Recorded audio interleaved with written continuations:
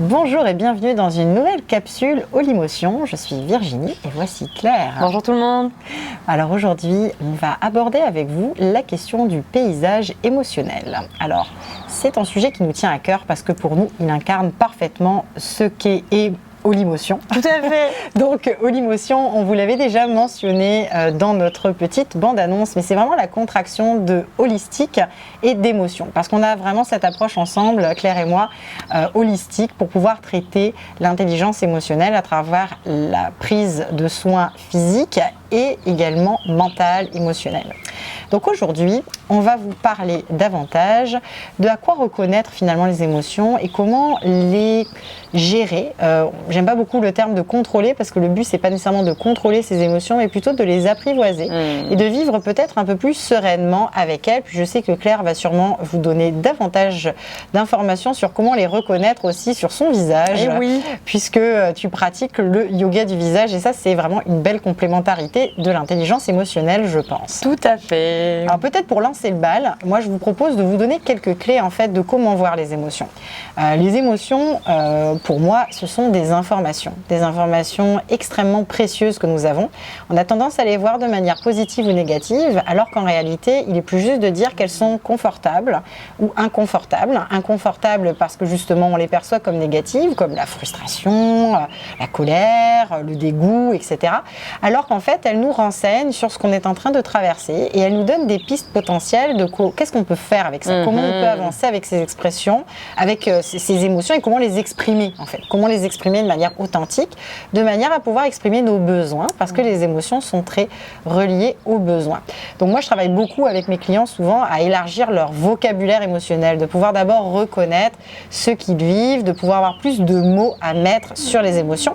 Puis c'est vrai que souvent ça part du corps, ça part des indicateurs à observer chez soi quand je vis du dégoût, quand je vis de la colère, quand je vis de la joie aussi, parce qu'il y a aussi des émotions plus confortables qui justement nous apportent beaucoup de bien-être. Eh bien, à quoi ça ressemble? Il n'y a pas toujours cette réflexion derrière. Alors moi, j'aimerais que tu nous donnes peut-être quelques pistes de comment ça se manifeste sur le visage, tout ça. Quels sont ces indicateurs de notre paysage émotionnel? Eh ben, j'adore déjà la notion, merci Virginie, que les émotions sont des informations. Alors oui, elles sont des informations sur comment ça se passe en dedans, mais c'est aussi beaucoup d'informations qui se manifestent en dehors, parce qu'effectivement, en yoga du visage, on l'observe.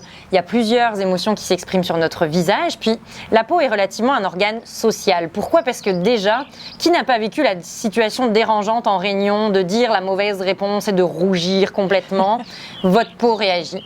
Qui n'a pas vécu une situation assez épeurante où on a tendance à vouloir blanchir et transpirer?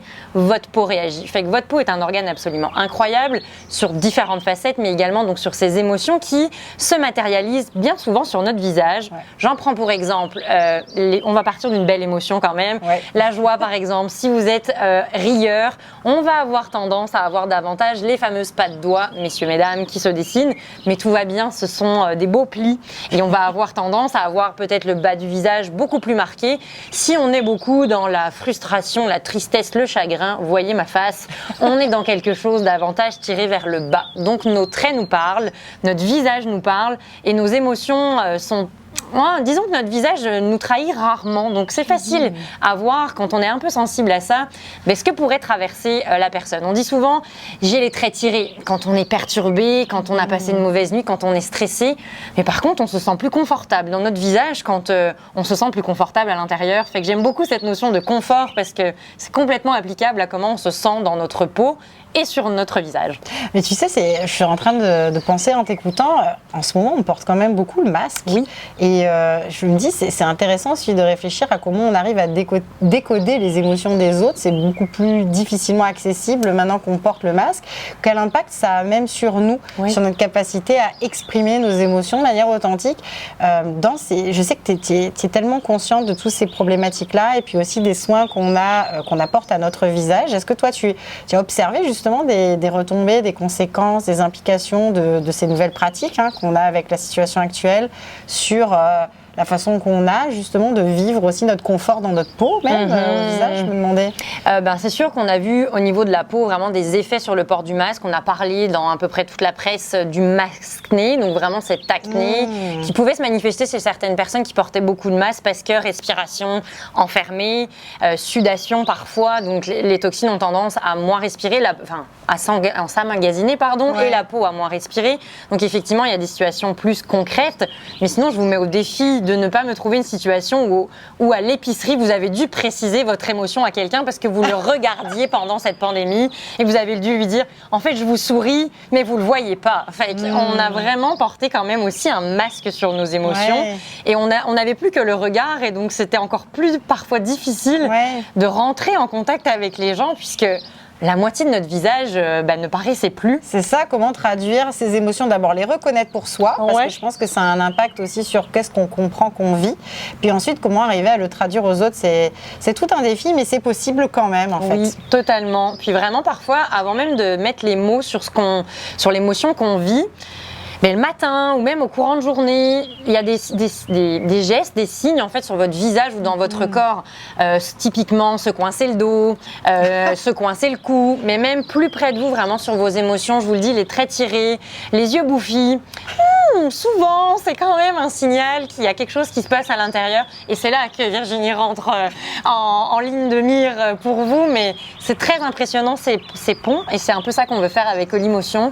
C'est de vous montrer à quel point il y a des évidences entre la tête, le cœur et le corps. Sans être moi spécialiste du corps, je pense qu'on cherche toutes les deux à véhiculer plus de bien-être. Et à créer plus d'alignement, en fait, finalement, à la fois dans la reconnaissance et dans l'exposition de ces émotions pour être peut-être plus confortable. On parlait d'inconfort et de confort, mais plus confortable avec le fait de les vivre, tout simplement, et de les accepter et de les accueillir. Donc, merci beaucoup. Dites-nous ce que vous en avez pensé. On aime toujours ça, vous lire, savoir si vous, c'est évident de faire le lien entre ce qui se passe à l'intérieur et les manifestations extérieures, particulièrement pour le visage, puisque c'est ma spécialité. Faites-vous les liens facilement et sinon, on vous invite à vous poser la question, à y réfléchir peut-être, à être un peu plus attentif et à nous revenir, parce que vous trouverez certainement des choses. Absolument. Merci beaucoup, Claire. Merci, Virginie. Un bel échange, je trouve, sur finalement la portée, les indicateurs physiques aussi de l'intelligence émotionnelle. C'est très précieux. Puis je suis certaine que beaucoup retireront de réflexions précieuses aussi de ça. J'en ai aucun doute. Merci tout le monde. On se revoit bientôt. À bientôt. Bye bye.